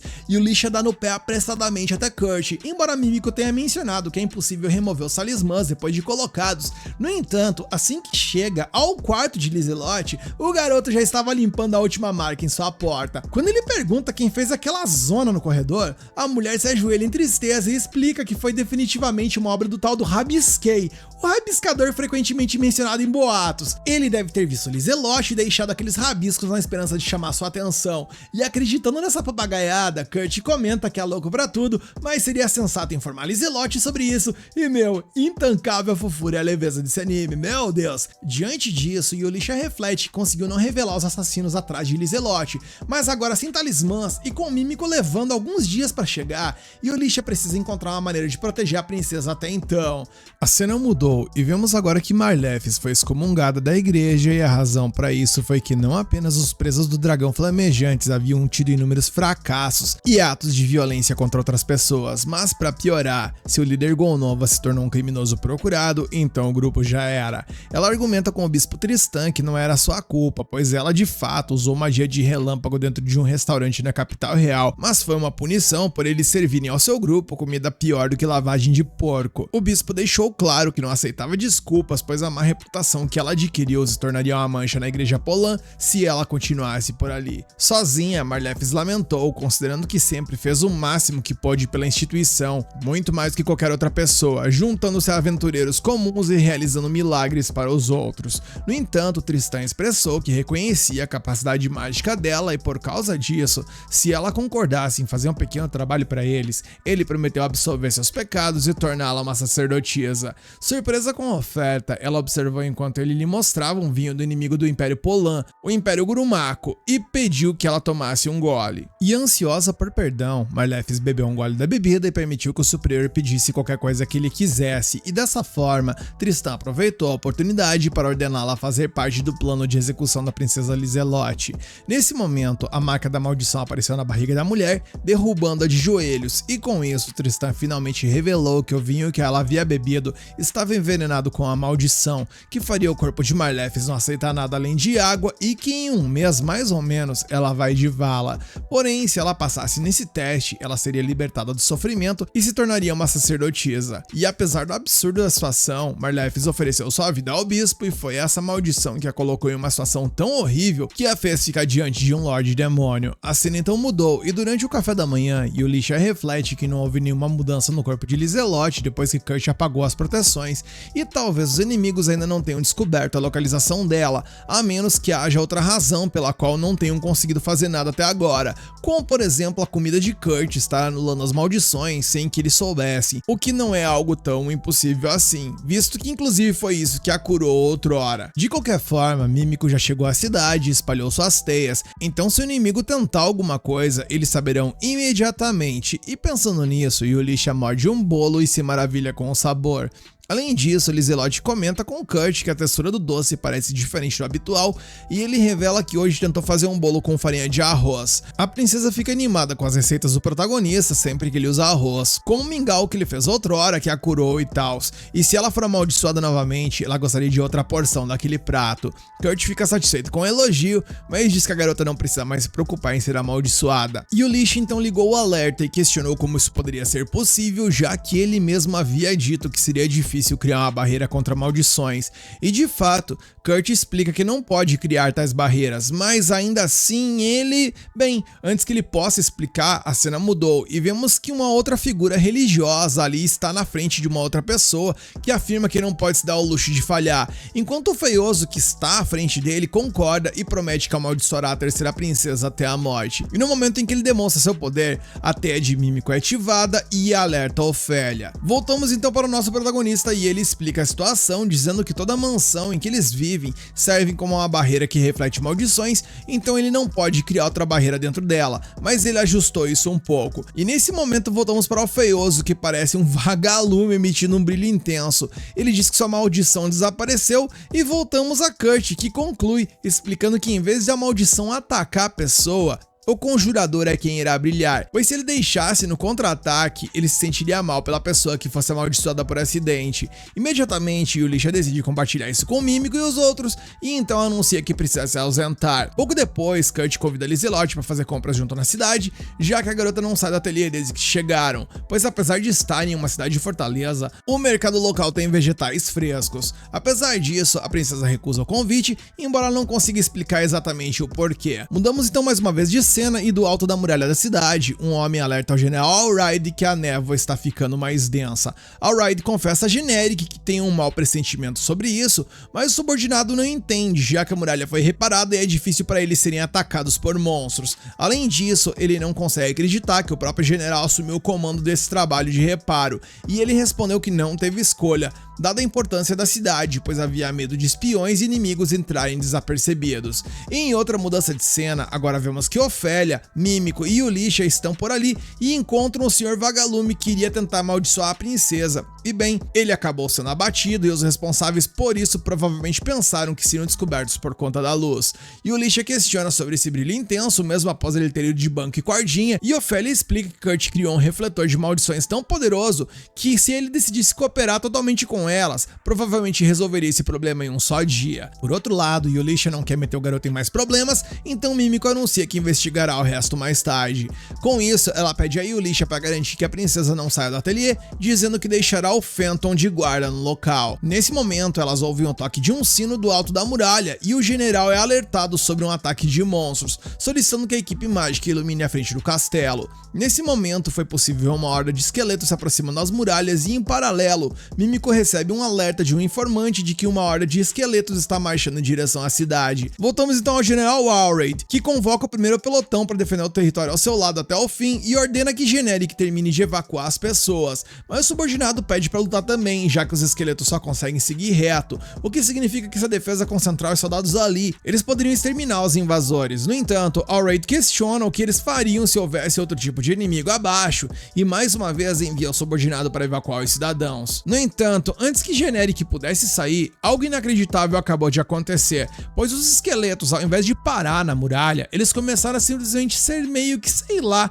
entrarem nela ou serem sugados para ela. Enquanto isso, Mímico recebeu outra mensagem e parece que a horda de esqueletos estava sendo atraída para a muralha oeste. Ao ouvir isso, Ulisha lembrou de Kershaw mencionando que foi Kurt quem havia reparado sozinho as muralhas do norte e oeste, e no mesmo instante, Generic perguntou o que diabos havia acontecido com aquela muralha, e Allride tentou descobrir se aquele garoto havia adulterado a muralha de alguma forma, e de toda forma parece que a situação se resolveu. E voltamos então a Marlefis, onde o demônio pediu para que ela não morresse ainda, revelando que a primeira onda havia falhado, mas para a segunda e terceira, ele planejava utilizar o poder mágico dela para convocar os monstros. Marlefis lutou para entender como um bispo da igreja poderia ter forjado um pacto com um demônio de alto escalão para matar uma princesa, e o demônio então começou a conjurar esqueletos usando a mana dela, explicando que as ruínas de Lápida já haviam sido usadas para convocar demônios, mas também era uma área ideal para a produção de monstros. Porém, parecia que Marlefis não tinha tanta energia quanto aquele bispo pensava, mas usar sua alma como combustível deveria ser suficiente para compensar a diferença,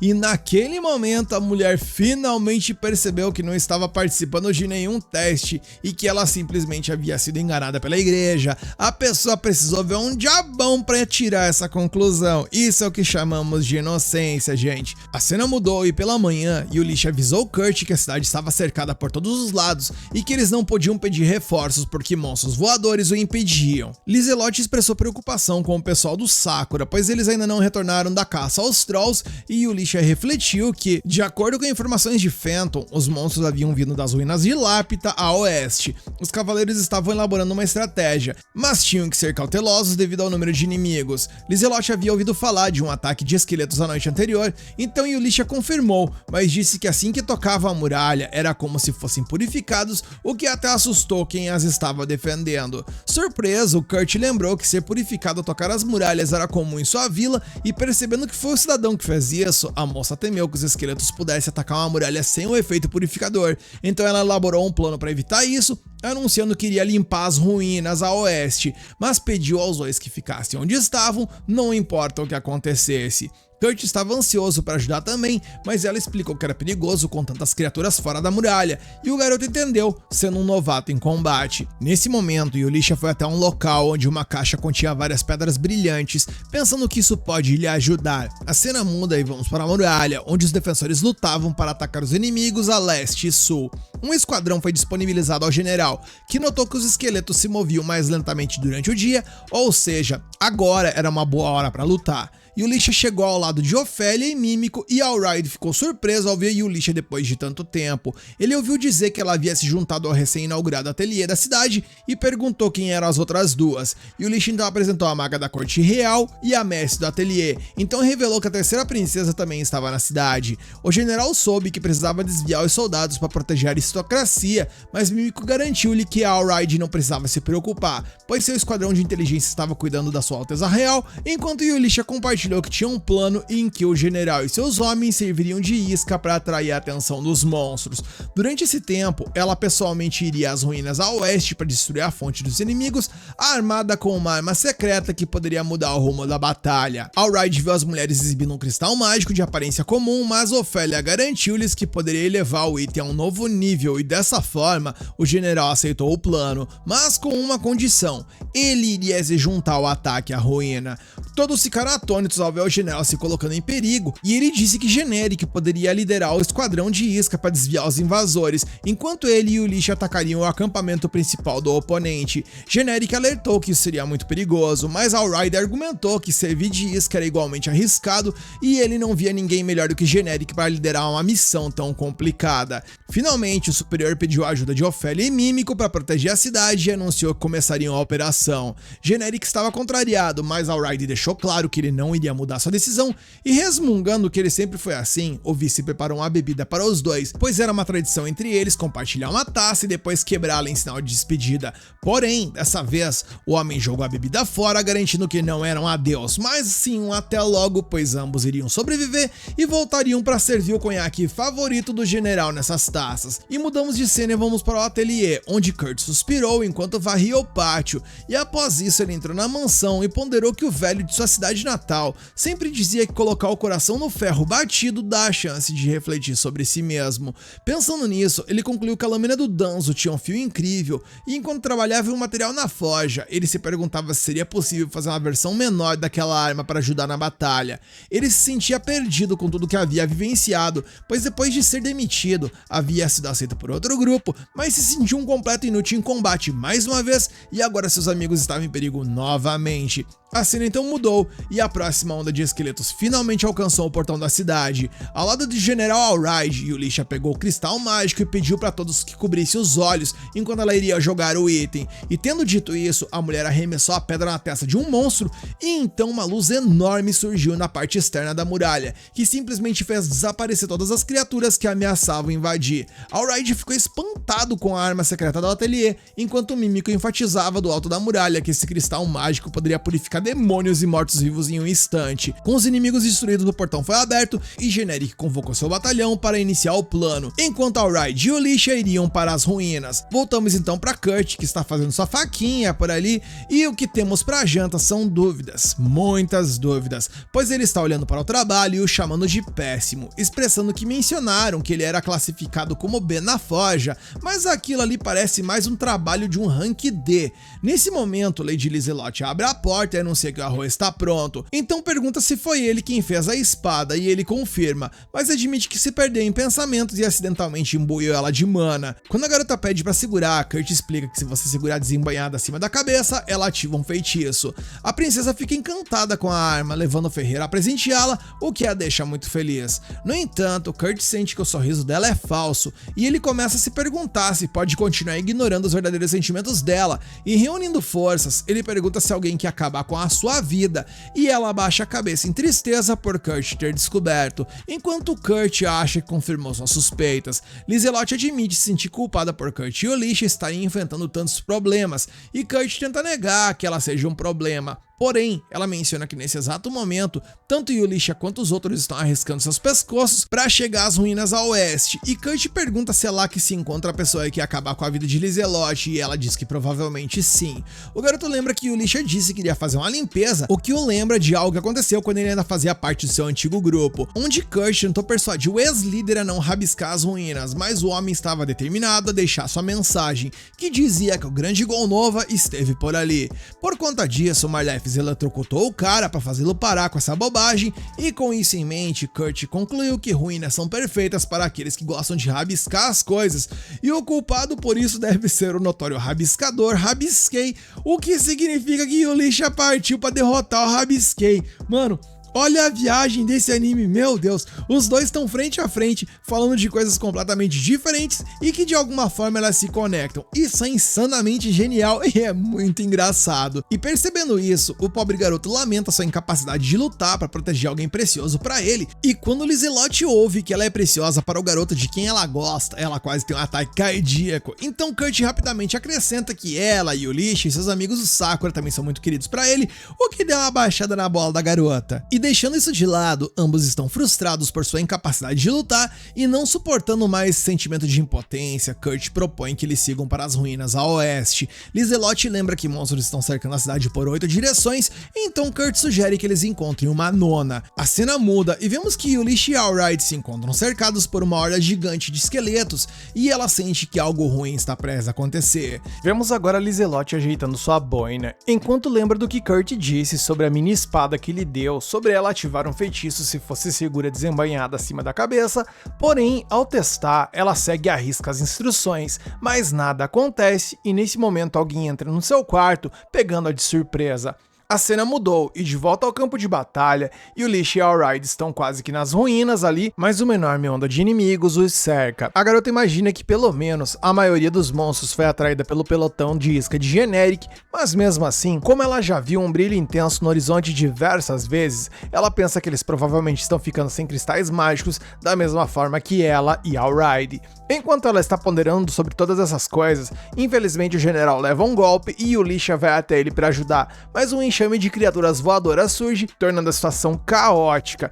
Porém, naquele instante, a galera do Sakura chega por ali, com Kanza entrando em ação com um ataque poderoso que elimina boa parte dos monstros. Alright pergunta quem são os doidos e Danzo explica que eles são os aventureiros contratados pelo ateliê. Finalmente, Sina aponta que os monstros estão vindo da estrutura logo à frente e como a parte superior vai de arrasta, eles estão vindo de trás ou do subsolo. Ouvindo isso, Yulish diz aos outros para fecharem os olhos e nisso ela joga um cristal mágico para esbagaçar os inimigos, e ao perceberem a potência desse negócio, a equipe Sakura fica de queixo no chão com a tecnologia mágica que essas pessoas estão utilizando. Sina inclusive já havia pensado que nada mais poderia lhe abalar e tal, porém ela se encontra abalada. E falando em abalada, Yulish entrega ao general Alright uma espécie de sopa com ervas medicinais e o cidadão tira ela pra doida, pois se uma sopa não cura uma porcaria de um resfriado, como é que vai curar a bariátrica forçada que lhe impuseram? Porém, todo mundo pede para que ele largue mão de ser azedo e dê uma chance pro negócio. De repente, vários zumbis começam a rastejar de dentro do local e Kanza e Danzo avançam, enquanto Sina entra na sequência e logo após ela, Yulish e Alright fazem o mesmo. Ao entrarem na estrutura, eles tentam descobrir de onde as coisas estão vindo, lutando contra qualquer inimigo que apareça pelo caminho. Em algum lugar nas profundezas daquelas ruínas, Marlefs percebe que vai morrer se esse demônio continuar drenando sua energia desse jeito. E através de uma projeção mágica, o demônio observa o esquadrão de Generic avançando em seu território e Marlefs nota que eles estão utilizando cristais mágicos. Quando a entidade avista Yulish e Alright, reconhece que esses dois realmente sabem o que estão fazendo, algo que ele considera bom, porque dessa forma ele vai poder se divertir um pouco com isso, e com isso ele decide receber os convidados pessoalmente. Os dois humanos avançam pelos corredores misteriosos, até que mais criaturas emergem no subsolo, e com isso eles então descobrem a fonte. Sem perder um segundo, eles jogam um cristal mágico no chão, eliminando os monstros, e então seguem em direção a uma escada que leva abaixo do primeiro andar. Mas naquele instante, o Lorde Demônio aparece. Alright pergunta se essa coisa é quem está convocando os monstros, e Yulish confirma que sim, aquele é o chefe que eles precisam derrotar. Demonstrando confiança, ela avança em direção ao inimigo, e quando está perto o suficiente, ela joga um cristal mágico na distância perfeita para maximizar o efeito, porém, o cristal não faz absolutamente nada, e o monstro sequer se move. Nisso ele zomba do tremendo poder que a humana acabou de mostrar, o que poderia ter sido perigoso se ele não tivesse vida infinita. Alright então ataca com sua espada, mas o demônio nem se deu o trabalho de desviar, pois seu corpo se regenera completamente no momento em que ele é atingido. O Lorde Demônio então ri enquanto observa o pânico se espalhar pelos rostos dos humanos. Enquanto isso, Marlefs continua sendo drenada para produzir mais lacaios para a entidade sombria. Ela começa a ter dificuldade para respirar, e tudo que ela consegue pensar é em quebrar o círculo mágico em que está presa, pois se ela pudesse destruí-lo de alguma forma, toda essa situação seria interrompida, mas ela está tão exausta que mal consegue se mover. O demônio diz a eles que tem observado a batalha desde o início e admite que eles se saíram muito bem, mas então ele lhes mostra através de uma projeção mágica como o Generic está lutando, e Alraide percebe que as coisas não tão legal pra eles. O demônio então os provoca, dizendo que todos estão desesperadamente bancando o herói para proteger a cidade, assim como a princesa, mas Alraide não enverga, dizendo que eles são os cavaleiros da fronteira e nunca se curvarão a um demônio. Isso só convence o inimigo de que ele não convocou monstros suficientes para quebrar o espírito deles, e então ele faz exatamente isso, conjurando unidades ainda mais fortes. Enraivecidos pela ameaça, Alraide e Ulisha atacam juntos, cortando a cabeça do demônio e apunhalando seu peito, mas, como sempre, ele solta aquela sua risada e calmamente pega a sua cabeça e a coloca de volta no corpo. Então, zombando deles, ele promete aniquilar toda a ordem dos cavaleiros e arrastar a princesa para fora da cidade, garantindo que esses dois sejam forçados a vê-la sendo despedaçada diante de seus olhos. E Ulisha fica visivelmente abalada com essa ideia,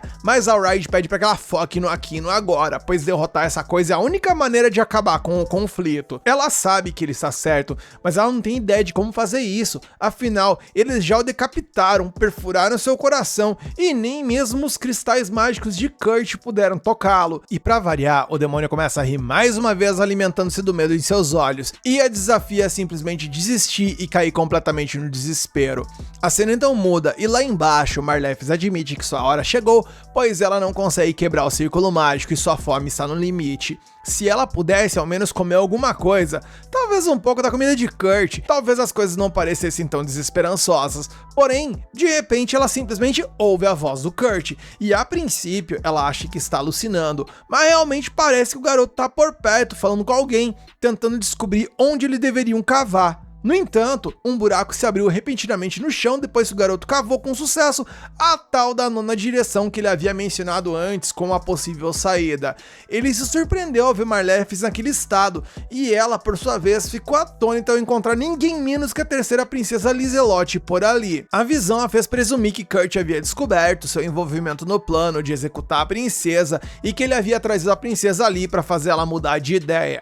Liselotte perguntou se Kurt conhecia aquela mulher e ele explicou que ela é a irmã Marlefis, uma integrante do grupo ao qual ele é profundamente grato. Marlefis o corrigiu, dizendo que ela é uma ex-irmã, enfatizando que havia sido expulso da igreja Polan pelo bispo Tristan, e se por um lado Kurt, no modo burro e inocente, não entendeu patavinas do que estava rolando, por outro lado a Liselotte certamente entendeu, pois ela pensou justamente no nome de Tristan, demonstrando que ela percebeu a ligação do bispo com a caça à sua própria cabeça. Quando Kurt perguntou onde Ulisha estava, pois ele achava que Ulisha estava atrás do Rabisquei, Marlefis pensou que ele se referia aos aventureiros que ela havia visto na projeção mágica do Lorde Demônio, e disse que eles estavam no andar de cima.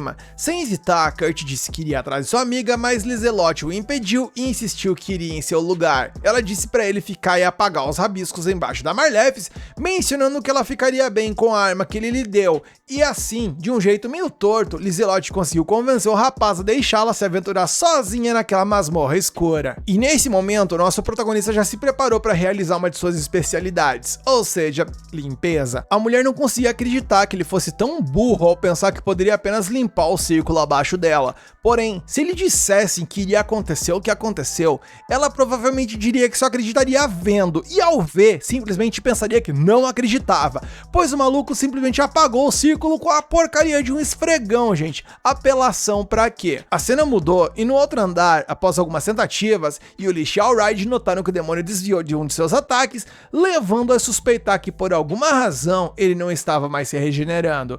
Ulisha pegou um cristal mágico para ver o que estava rolando, mas o monstro derrubou no chão antes que ela pudesse utilizá-lo, pois a partir daquele momento, ele soube que a brincadeira havia acabado. E em meio à treta, eis que a princesa Liselotte, ou seja, o alvo, aparece, cumprimentando Ulisha de boaça por ali. E obviamente o demônio não iria deixar passar essa chance, lançando um projétil mágico direto no peito da garota, algo que Ulisha não teve nem tempo de reagir.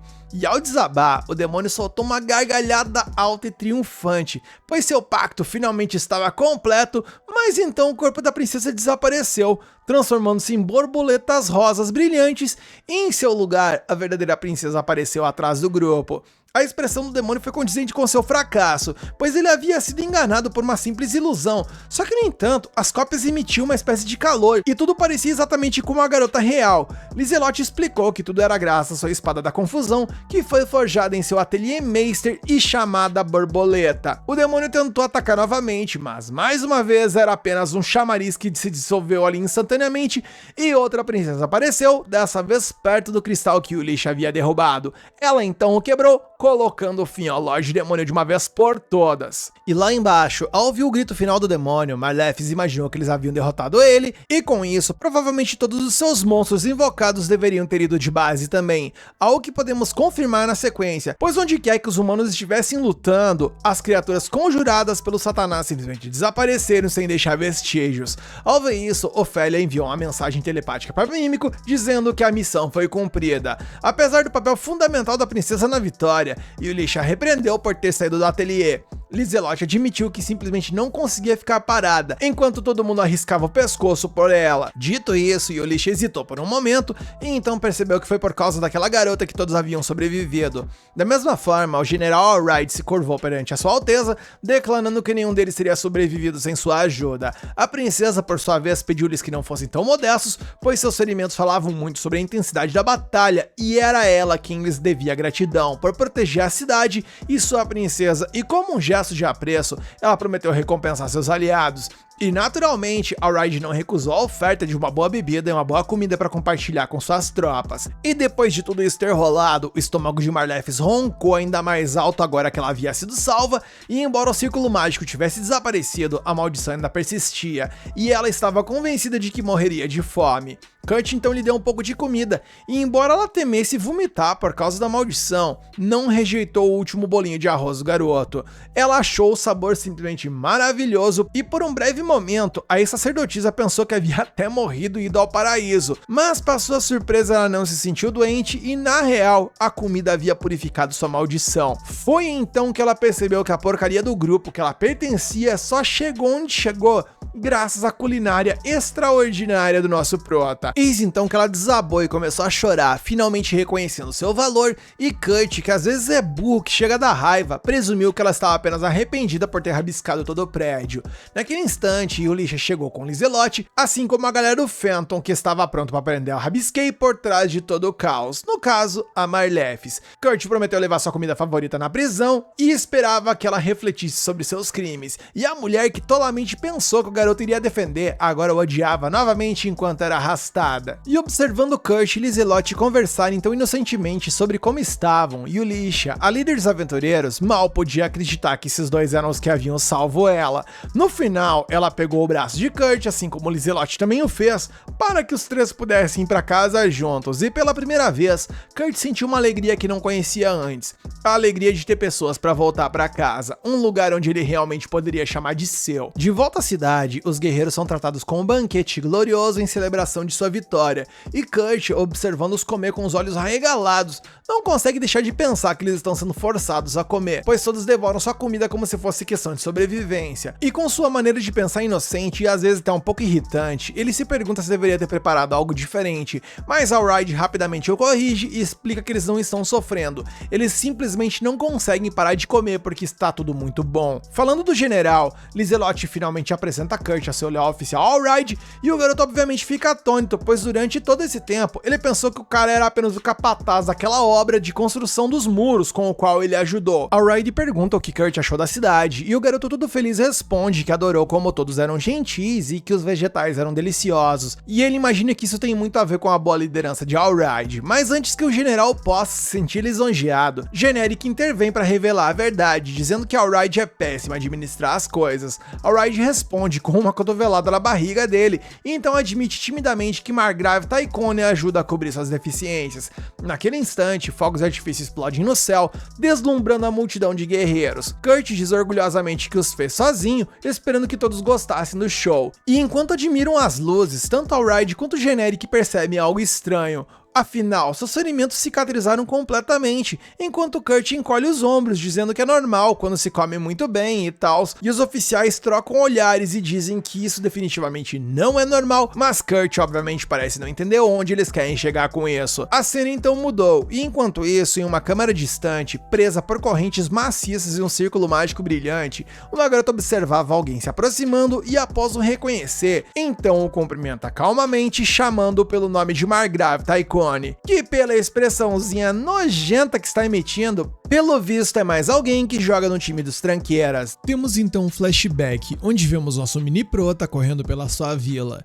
Nisso ele se aproxima da filha de um mercador viajante e tentou puxar papo, porém a garota não deu trela pra ele. Mas Kurt, insistente em essência, continuou tentando iniciar uma conversa, elogiando seus chifres e tudo mais, porém tudo não o levou a nada e o que restou pra ele foi apenas contemplar o gelo e quase as lágrimas com isso. Porém, ela então disse que seu pai pediu para que ela não falasse com ninguém da Vila Rast, pois eles são um povo estranho e ele não quer que ela seja influenciada por eles. Ela então não estava conversando nem nada, apenas pensando alto.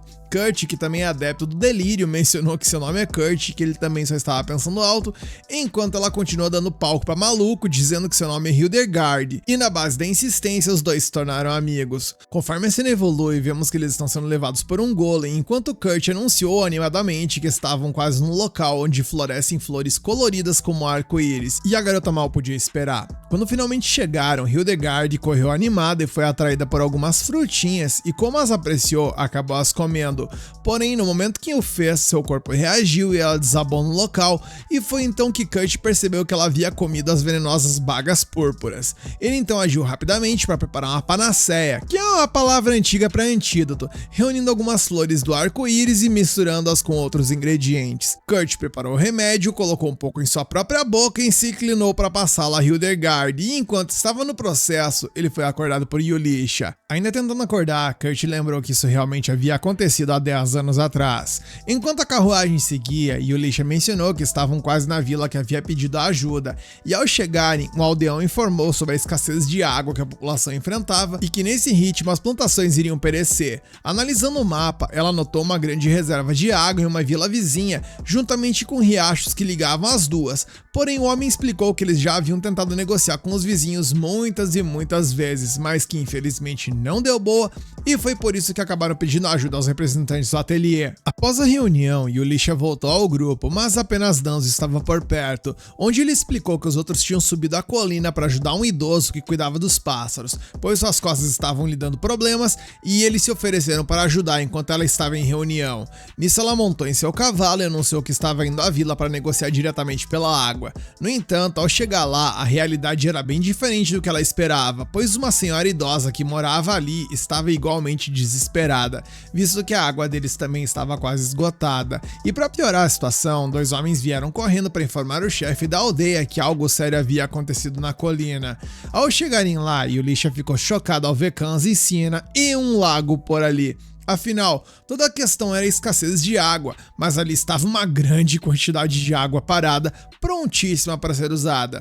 Os dois aventureiros também ficaram sem palavras, pois aquele lago não estava ali até pouco tempo atrás, e isso tem dedo de Kurt, com certeza. De repente, Kurt apareceu por ali, de boaça, acenando para Yulisha, e naquele momento ela juntou todas as peças, assim como eu, pois pelo que ela tinha ouvido, ele deveria estar ajudando com os pássaros. Ele explicou que as aves aquáticas pareciam com sede, então ele aproveitou uma nascente próxima e no meio de tudo isso, os chefes da aldeia chegaram e se ajoelharam diante do que só poderia ser descrito como um milagre, o que literalmente havia salvado suas vidas. E dominados pela emoção, eles tentavam entender o que havia acontecido, enquanto Yulisha, envergonhada, tentou explicar, embora ela mesma não tivesse certeza do que rolou.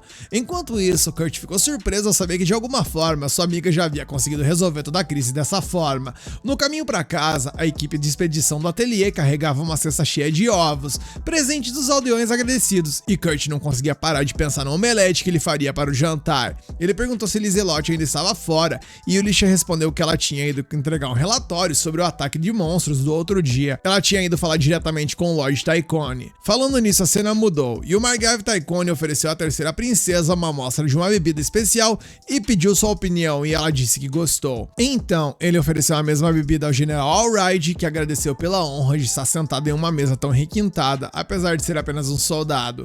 Margrave disse que estava honrado com a visita pessoal da princesa, embora ela tenha esclarecido que não estava ali como realeza, mas como representante do Atelier Meister. Mesmo assim, em seus pensamentos, ela notou que o Margrave detinha de uma autoridade igual a de um duque, embora na prática ele dependesse muito dos outros para financiamentos públicos. Ele tinha conexões tanto com a família real quanto com o Império Gurumako e claramente estava tentando conquistar Lizelotte para fortalecer seu poder, ou seja, um ser da pior espécie. Margrave disse que tinha ouvido histórias sobre o grupo de Lizelotte usando pedras mágicas capazes de exterminar monstros em um raio de 500 metros, e Lizelotte reconheceu instantaneamente que ele estava buscando informações sobre o Atelier Meister e escolheu suas palavras com cuidado, afirmando firmemente que não passava de um rumor.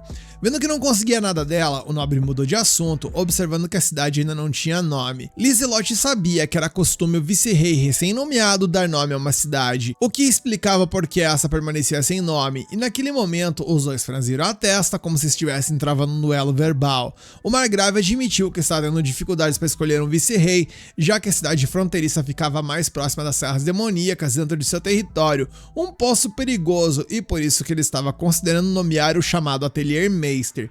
Lizelotte, que é inteligente, ou ao menos acho que ela é, percebeu qual era a ideia do cidadão, pois ela entendeu que dessa forma ele conseguiria saber quem é o Atelier Meister. Ela então respondeu que não poderia tomar uma decisão tão importante sozinha, e Margrave achou isso muito estranho, já que ela havia se apresentado como uma representante do Atelier Meister e, em teoria, ela deveria ter autoridade para agir. Desconcertada, Lizelotte percebeu que havia cometido um deslize e Margrave usou da deixa para continuar insistindo, apontando que ele havia salvo inúmeros cavaleiros durante a última batalha e que ninguém iria se opor a nomeá-lo vice-rei. Lizelotte lamentou não ter previsto isso e tudo que ela podia fazer era rezar silenciosamente para que o general não deixasse escapar nada, e com isso, Alraide bateu na mesa e jurou que seus homens aceitariam de bom grado o Atelier Meister como novo rei, levando Lizelotte a fritar de preocupação. Margrave notou seu desconforto e perguntou se ela duvidava da capacidade desse Meister de assumir tal papel, e apenas a simples sugestão de que Kurt poderia não ser bom o suficiente a irritou tanto que ela pegou pilha, ou seja, caiu na bait do maluco, e eu ainda julgava que ela era inteligente. Percebendo que falou mais do que devia, Lizelotte apenas se calou, mas era tarde demais, pois Margrave Taikone havia vencido o duelo e anunciou que o novo vice-rei havia sido escolhido. Ainda atordoada com o erro, Lizelotte correu para contar a Yulisha. A aventureira sugeriu que colocasse alguém do Sakura como um Atelier Meister substituto para proteger o Kurt, mas Lizelotte balançou a cabeça porque nenhum deles tinha a experiência necessária e todos os cavaleiros já sabiam quem eles eram. No final, a princesa afirmou firmemente que ninguém jamais poderia substituir seu amado mestre Kurt, o maior cavaleiro que já existiu. Falando nisso, Yulisha então compartilhou que seu amado estava totalmente focado em criar um filho agora, e essa bomba fez Lizelotte entrar em parafuso, exigindo saber quem era a mãe e se ela podia adotar o bebê.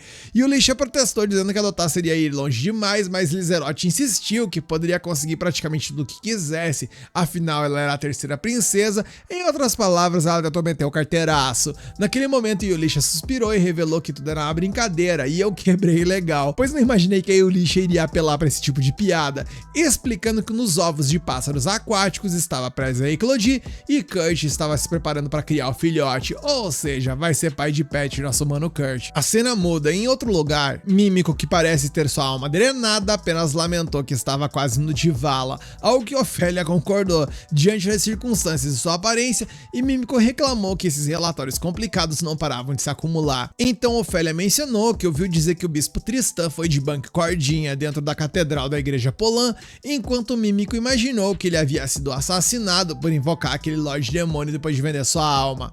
A propósito, ela perguntou a Ofélia se foi ela quem havia matado Marlefes, mas Ofélia disse que não, pois Kurt ainda queria ver sua antiga companheira, e falando em Kurt, as duas lamentaram o fato de que ele havia sido nomeado vice-rei de uma cidade fronteiriça, e pra piorar, Mímico ficou sabendo que um dos ovos que ele recebeu estava prestes a eclodir. A cena então mudou e naquele exato momento, Kurt estava diante de seus companheiros e os apresentou a sua mais nova filha, uma menina que se parecia exatamente com ele até na cor do cabelo e dos olhos. Após o choque choque inicial, Yulisha tentou entender como diabos uma criança de 3 anos poderia ter saído de um ovo de pássaro, e Kurt, no entanto, não parecia nem um pouco preocupado com isso, e pra lascar mais um pouco, a criança chamou nossa protagonista de papai, o que só tornou as coisas ainda mais confusas. Essa suposta filha provavelmente era algum tipo de monstro imitando sua aparência para baixar sua guarda e ganhar o seu afeto, ou seja, ela poderia tombar qualquer um a qualquer momento. Com isso, ela disse a Kurt que ele tinha que entregá-la e ele perguntou o que aconteceria com a menina se ele fizesse isso. Yulisha hesitou, mas então admitiu que não teria escolha a não ser matá-la. Pegando a menina de seus braços, ela se preparou para fazer isso, mas Kurt implorou que a deixasse cuidar dela, pois ele tinha certeza de que uma criatura tão inocente não seria capaz de machucar ninguém. Yulisha titubeou, mas ao lembrar que precisa proteger tanto Lizelotte quanto Kurt, ela não poderia vacilar. Então ela se recompôs, só que a menina então gentilmente segurou o rosto de Yulisha e a chamou de mamãe. E bem, naquele instante a iludida se imaginou casando com Kurt, criando aquela criança como se fosse sua filha.